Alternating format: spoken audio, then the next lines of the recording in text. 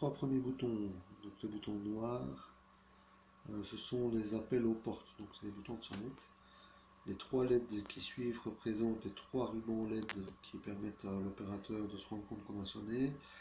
Les trois boutons rouges permettent d'annuler les appels qui ont été faits avec les boutons noirs. Et les trois LED qui se trouvent à droite représentent les LED qui se trouvent au bouton de sonnette, donc qui permettent de savoir pour la personne qui a sonné que son appel a été enregistré ou que le système fonctionne.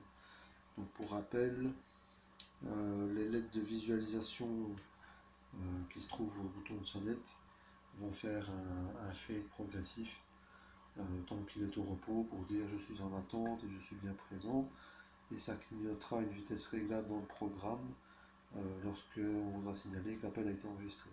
Pour ce qui est des rubans LED, le ruban LED correspondant restera allumé permanent tant qu'on n'a pas annulé l'appel. Voilà, alors il y a un long test de 2 secondes au démarrage, puis les LED s'éteignent pendant 2 secondes, et puis c'est parti, on a le feu à droite avec les 3 LED. Voilà. Donc si on appelle à une porte, par exemple la deuxième LED ici s'allume, et la deuxième ici clignote. Alors ici avec la fréquence de rafraîchissement de l'appareil photo du smartphone, évidemment ça fait un peu bizarre. En fait le clignotement n'est pas du tout synchronisé avec la caméra. Et donc tous les boutons qui ont provoqué un appel font clignoter la LED correspondante à droite. Donc, voilà.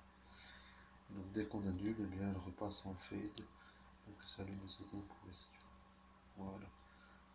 On peut annuler comme ça et rappeler toutes les combinaisons. Voilà.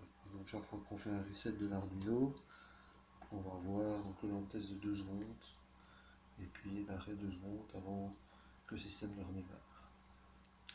Voilà.